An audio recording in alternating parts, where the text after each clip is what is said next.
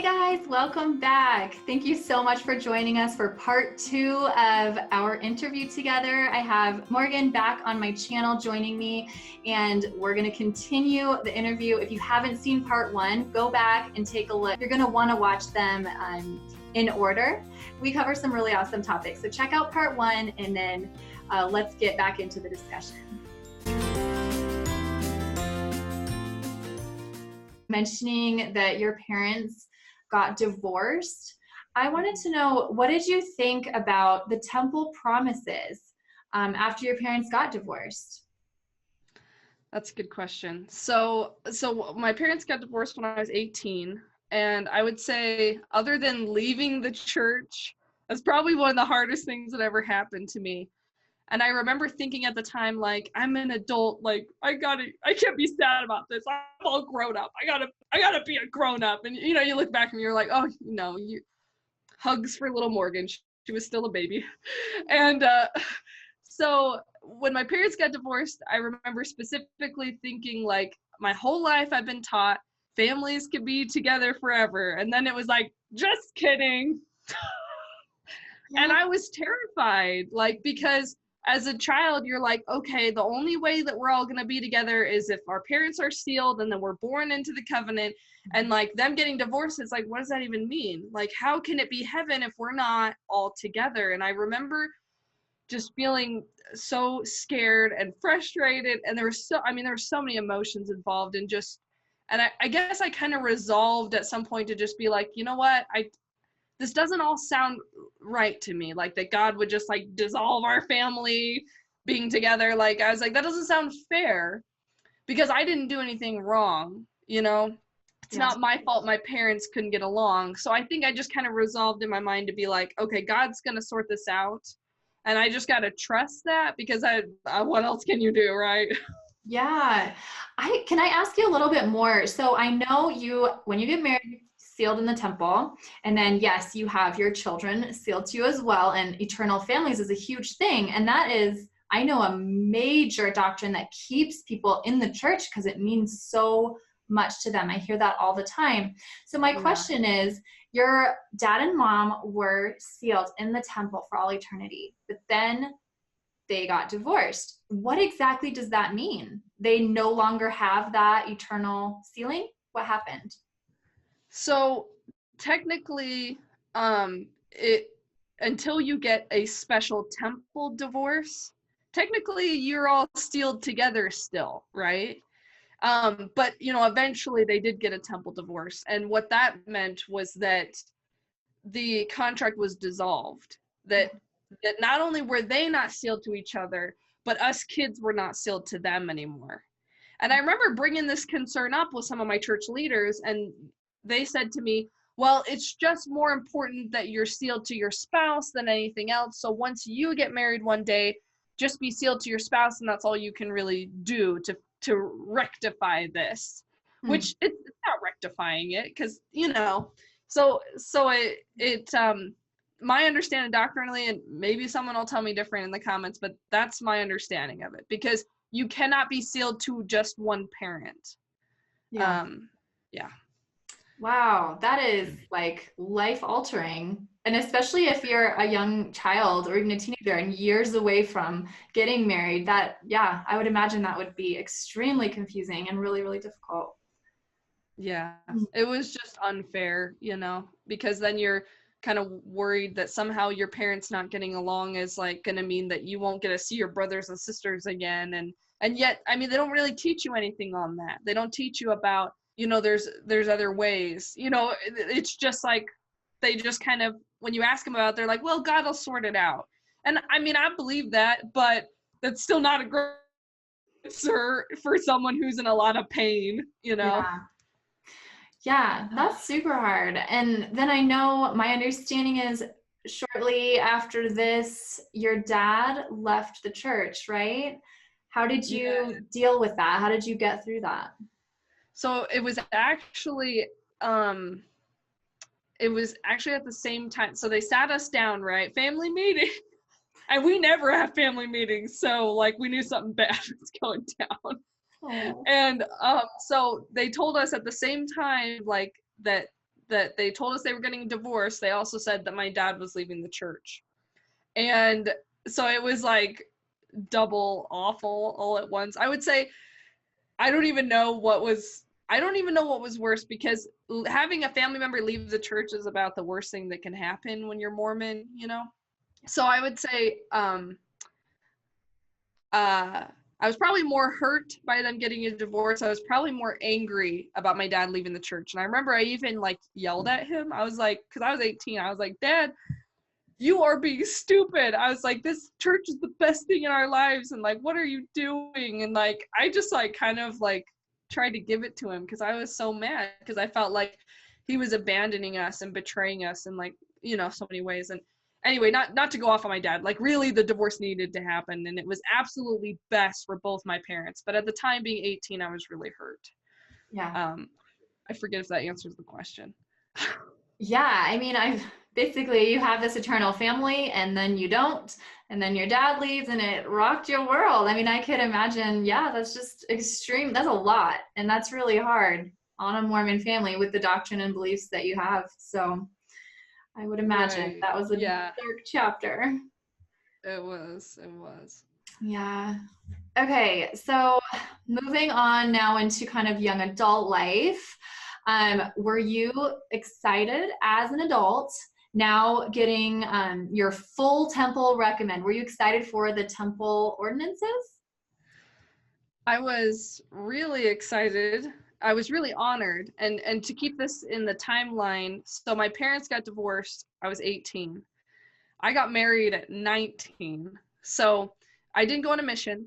I wanted to. I really did. But then I fell in love and I was like, I don't know about this.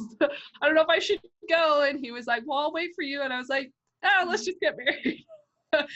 so anyway, so my parents get divorced at 18. Then by 19, I'm getting married. And because I didn't go on a mission, that means I took my temple endowments out just days before I got married. So I was really excited about getting like my full temple recommend, because like when you don't have your full temple recommend, it's like there's only certain rooms you can go into, like, you know, and so you're like, oh, I got like full secret pass, like I'm like higher clearance level or whatever they say, security clearance, like, you know. And so anyway, I was excited.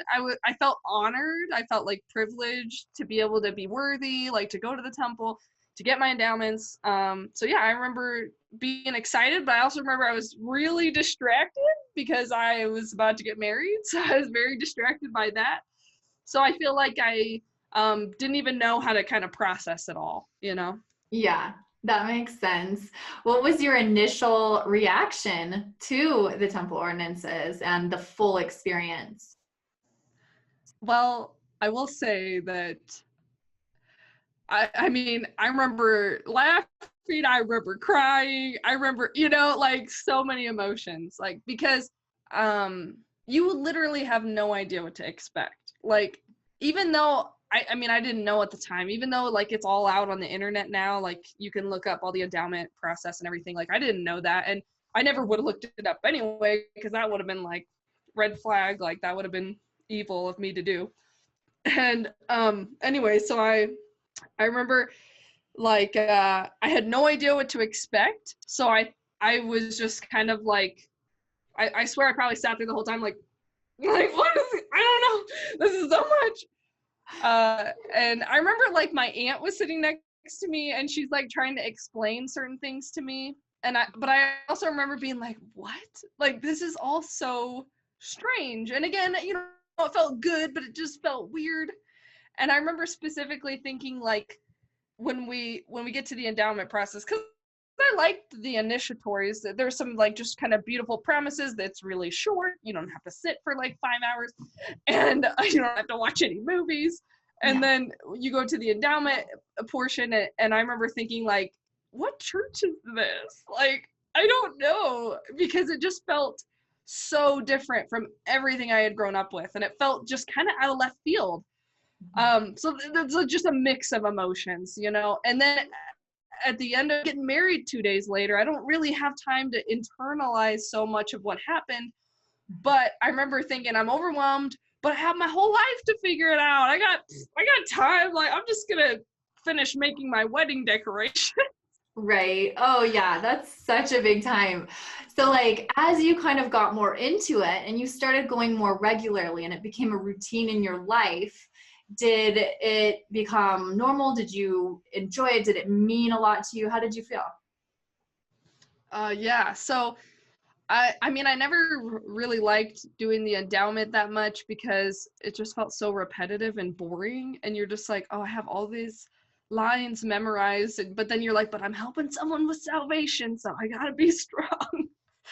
But like Mhm. watching the same movie and over again is boring, even if it's a movie you really like, you know? Right. Then on top of that, like, I there were things I liked. I liked going back for sealings because, you know, me and my husband would get to go together and like and it wasn't super long.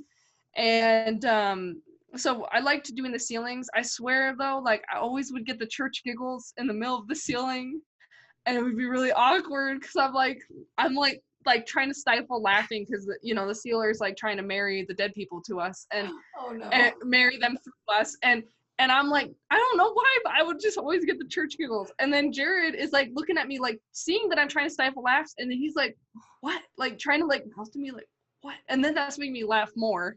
Oh And no. like it was just so it was bad. So anyway, there was parts of it I liked, there was parts of it I didn't like, but overall, I definitely felt an obligation to go, and I definitely felt like it was a very special place for me, even though I didn't like the endowment very much. I still felt it was very special. I loved the celestial room.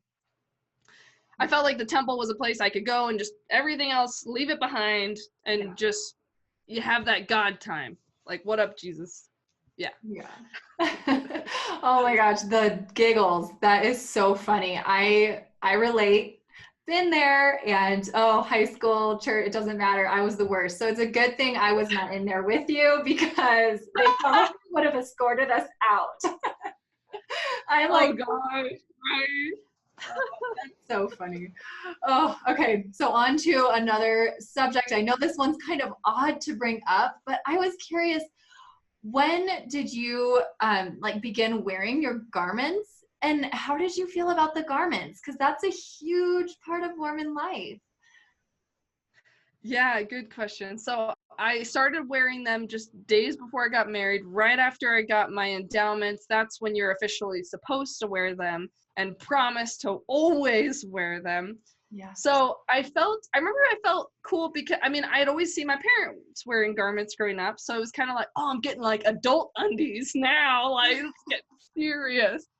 But I also remember being kind of like bummed at the same time because I'm like, oh, this is gonna make like wearing stuff really difficult and like also like during the summers like really hot and stuff like that. So I felt cool, like, cause I was like, yeah, like I got Jesus underwear. It's gonna like keep me safe and whatever. But at the same time, I remember like them telling me in the temple specifically, like you need to always wear them, like no matter what, outside of like showering and swimming. And I remember thinking, like, I remember even asking, like, what about if I'm like working out? Cause I'm like, no one wants to wear freaking long undies while you're working out. And she was like, well, let me tell you a story, dear blessed child. And she was like, basically, she said, like, instead of, I forget what the story was, but the moral of the story was instead of looking for reasons to not wear your garments, look for reasons to wear them. And I remember thinking, like, that's just so profound. And so I don't know. In some aspects, I felt like it was kind of annoying because it would make me feel guilty. Like I think most times I didn't wear my garments working out because it was just like gross. Like you're just gonna ruin them. And Mhm. anyway, so I didn't like that. I remember feeling guilty because it's kind of this like rule that you're not allowed to like let your garments touch the floor. I don't know if you've ever heard that before, Hmm. but you're not allowed to let your garments touch the ground because they're like holy. So I remember like if I was doing laundry or something, sometimes you like pour the basket out on the floor, or like I wouldn't do that. Like I'd pour it out on the couch or like something else, or like if I set a garment down and my husband like knocked it off the bed onto the floor, I'd be like, oh no, what are you doing? Like you can't let that touch the floor. They're So, like, we're praying right now, honey. Pray right, to touch right. the floor, heaven forbid. Oh gosh, seriously, like I would drop whatever if I saw a garment was on the floor. Oh no. So I was very respectful of them, but at the same time, I remember I felt like I was kind of irritated too. I was like, oh, these are a pain to wear. You know, they're not Yeah. super comfortable. They don't work well with periods. Hashtag girl life. Yeah. Oh, I can't imagine. I mean, I get the modesty side of things 100%. I understand. And I know that the garments kind of go along with that, with the little cap sleeve and like almost to the knee with the shorts and all of that. I understand that. But it's like, can't you just be modest, without this outfit under my outfit? I think that would be so hard for me personally. But then again, if I was raised believing that this was going to, protect me and it's holy and it's this sacred, wonderful thing, then maybe I would view it differently. It's so hard looking at it from the outside. I feel like, for most Mormons, I would say it's like, it's just one way to show God how much you care about him is by showing him like you're going to listen to him and do what he would want you to do. But then when you look at it, you're like, why would God care about what underwear you wear? It's weird. It's kind of weird. And even like in your sleep, like they tell you specifically too that you're supposed to wear it all the time, even when you're sleeping. And I'm like, I don't like wearing very much to bed, but especially freaking long undies. Yeah. Oh my goodness. Seriously, it's just, there's so much to it, and the beliefs and, kind of the rules and, the things that everybody follows. But man, garments, that's an interesting one. I'm like, my life with garments, I think I would struggle, but I don't know. Right. Oh, so I know now you're married and you have an adorable little son. And I was wondering, as a Mormon, did you feel pressure to have a bunch of kids? Was that pressure on? And did you talk about it a lot? I would definitely say that all of my leaders growing up always gave me the impression that like you're a mom first. Like that's the goal. I would say that I almost feel like, now this could be different, because just because we're all Mormon, like we all have different stories, right? But my impression as a teenager was like the end goal was getting married in the temple. And it was like the end, and that was it. Like it wasn't like I was never encouraged really like to go to college. I did go to college, but I was never really encouraged like to do a whole lot other than like get married in the temple so you can have awesome temple babies with your husband. And so I feel like it was like the end goal in my mind was like get married so I could be a mom. And that was like pretty much it. And I feel like, obviously, I think being a mother is awesome. Yeah. Personally, I think that being a parent will give you probably more happiness than most anything out there. I think but at the same time, I think that you should never discourage women from, if you only focus on being a mother, they get their identity wrapped up in it and they may not try to do other things that they would maybe be really good at, Yeah. So I feel like, yeah, go ahead. Well, you can totally finish that thought because I don't want to cut you off prematurely, but that kind of led into my next thought is, do you feel as though the Mormon women kind of find their worth in having lots of kids? And I ask you this because I've actually asked this question to a lot. I have a lot of, Mormons in my life and all around me. And so I've asked this to multiple women, and I was curious to hear if that was kind of if you felt that was true. Yeah, I definitely think it was the woman's role is to be a wife and a mother. And like, I think that there's definitely this challenge in the women in the church, especially, of this lack of self-esteem, because when you're a wife and a mother, and if that's the only thing you're measuring on, like your worthiness on, or one of the bigger things you're measuring it on, then you feel like you're just constantly falling short, because being a mother means you're constantly falling short, because no matter what you do, you cannot always be perfect. You cannot always do things that, perfectly for your kid, and you always want to give them the best, and you always feel like it's just, not good enough. And it's just like, if that's where your worth is and you feel like you're not doing good, then you just feel like you're worthless. Yeah. So I definitely think I was raised like, the most important thing is that you be a mom. And again, there's nothing wrong with being a mom. Being a mom is awesome. But I think I just kind of wish that I had more role models of women that were like successful as well. Because you can do both. It's very possible to do both. Mhm. Yeah. And for me personally, I have 3 kids and I was able to have them all very easily, and getting pregnant wasn't an issue. Thank the Lord. It was great. And I love being a mom, and I always wanted, a good sized family. So, but I have friends, and I know lots of people in my life, very, very close to me, who struggle so much getting pregnant. And I would imagine that if you're, born and raised into a mindset where it's like, motherhood is everything. You need to have kids. And, majority of the Mormon families are large, very, have a lot of kids. And so if I, as a woman, struggled with getting pregnant, or if I miscarried a whole bunch of times, or, and then you have to look into adoption, it almost seems like desperation, like I have to be a mother. Why am I not a mother? What's wrong with me? And I've heard that as well. And it breaks my heart, because it's like, it's not that simple for everyone. And I think that can give a lot of guilt and pain and, stress and everything as well. Just to add to that.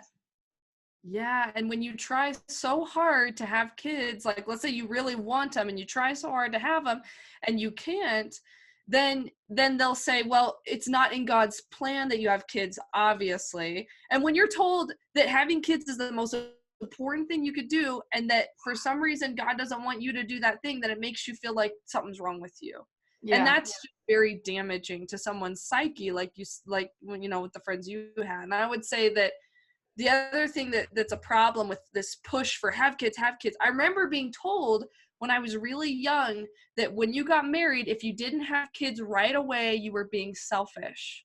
And looking back, I'm like, that is the worst advice I ever heard, because sometimes when you get married, you're not ready to bring a kid into the world, and it would be selfish of you to do so, because that kid may not be provided for as well as they could be if you had more money or more stability. And I know people will say, well, you're never ready to have kids, and that's BS, because there's much better times to have kids sometimes than other times, right? So I think that if it were up to me, we would have had a kid right away when we got married, because I was so like, we're going to have kids. Like, I'm going to be a mom. I'm going to be so awesome and whatever. And I'm grateful that my husband, wanted to wait, because not that we wouldn't have been able to handle it, but it was nice having some time for just us, and then being able to get through college faster, and then being able to, move forward in life and feel like when we were ready to bring the kid into the world, we were ready, and like we were financially prepared, and all of that can make a big difference. And when you're pushed into doing it too early, you're pushed into getting married too fast, and you're pushed into having kids too early, you're going to end up being somewhere in life that maybe you don't really want to be, and then you may stick with a marriage that you don't really want to stick with because kids are involved. And so there's just so many reasons why it's much better to take your time with those kind of big decisions. Yeah. And I know some people, even not planning it, just get pregnant right away, and they immediately, are married, and then they have their family within 9 or so months. And so sometimes that stuff just happens and it all works out. But yeah, I agree. I think the pressure being there, you and your spouse, and you're just really getting to know one another on the deepest level, and you're learning to do life together. So yeah, I mean, it is interesting, the pressure, and I think it is healthy to kind of have it in your own mind, like, yeah, we do plan on a family, but we don't have to just, have kids after kid after kid after kid, because that's what we do. Feel pressured. Yeah, we don't have to feel pressured that if we don't have kids, we're being selfish. And like you said, like things happen and people have kids and, you know, when they don't mean to, and that's fine. But yeah, it's definitely this idea that like, we got to pressure them into getting married really fast and having kids really fast. And that's just, it's not in the overall, it's not helpful to push that, in my opinion. Yeah. Oh, I hear ya. And it's so funny. Like, I'm not Mormon. I'm not coming from that world, but my husband, he's one of 8 and I'm one of 2. So we, you know, and then so far we have 3 kids. And so it's, you know, we see that world, even being outside of the Mormon world. And it's all just so personal, you know, it's individual. So, Yeah. okay. So on to another, I don't know, funny subject, I guess. So the word of wisdom, we all know the coffee and the tea. How did you feel about it? That's funny. So I would say growing up, I remember being a kid, like asking my mom about it. Probably was like an early teen maybe. And I remember being like, you know, like, what's wrong with coffee? Like, I can understand there's issues with alcohol. Sure. Like, if you stay away from alcohol, you know, you might be better off. But like coffee, like sometimes doctors even prescribe coffee if someone has like a stomach problem. So I was like, why, like, what's wrong with coffee? And I remember my mom like having this like big spiritual moment with me. Right. And she was like, listen, I had the exact same question when I was your age, and being like, and I went and I did all this research and I actually ended up writing a paper about it. And like, cause I realized like that there are issues with coffee that I had never known of. And when I did the research, I found out those issues. And then it strengthened my testimony that the church was true, you know? And as a kid hearing that, I'm like, wait, so what's wrong with coffee? She's like, well, I don't really remember. It was a long time ago. Oh. And I'm like, okay, I guess I'll just take your word for it. So, I mean, growing up, I was never really around tea and coffee much. So I guess I didn't feel like I was being left out really. So I think even though I didn't really understand why it was a rule, I also thought, well, I don't really care to have tea and coffee. So I guess it's not a big deal. Yeah. Did you think it was a caffeine thing, or it's just, what is it? Why not coffee and tea? And I mean, I get the alcohol, like you said, but to your understanding, was it a caffeine thing, or was it just a discipline thing or an addiction thing, or what? I know there's a lot of Mormons that took the coffee thing as a caffeine thing. There's a lot of Mormons that will say that caffeine is bad and they will try to avoid it. My mom actually encouraged us to stay away from caffeine for the most part. Mm-hmm. I don't know if she was saying that because of the whole coffee thing. I would say that in my mind, I think I probably thought it was partly like an addiction thing, like because coffee is so addictive, you know. Yeah. Because of the caffeine, really. Not Yeah. as addictive as Twinkies, but you know, we don't stay away from Twinkies, so that's fine. Anyway, so and then yeah, partly thinking it was addictive, and then partly thinking like there's just something wrong with coffee for our bodies that science hasn't figured it out yet. Yeah. Oh, so interesting. I mean, I do not consume caffeine as a personal choice. I haven't for a long time. So I'm like, you know, I can understand that. But then my Mormon neighbors are like chugging down soda all the time. And I'm like, that is fully caffeinated, you know? So like, wait, why not tea and coffee? I'm a herbal tea person myself. There you go. So There you go. Yeah, it's weird. It's just kind of a strange double standard. And talk about if it really was caffeine that was the issue. We couldn't have chocolate. We couldn't have, you know, monsters, you know, any of those 5-hour energy drinks. Like we couldn't have any of that. But it does just seem inconsistent. And so it just makes you think, well, it must be something with the coffee. It must be Satan. Yeah, it's Satan grows coffee beans. Oh yeah, it's definitely, I mean, coffee and tea, satanic for sure. So avoid it. Just kidding. I learned that from a biblical Christian today. Just kidding. I don't mean to make light. When we're talking about the word of wisdom, I have to ask you if you were aware or if this was brought up much, because if you read those scripture passages, it also talks about avoiding meat. unless, you know, certain times of the year and circumstances. So why is that totally ignored? Or did you guys observe that as well? No, we definitely did not observe that.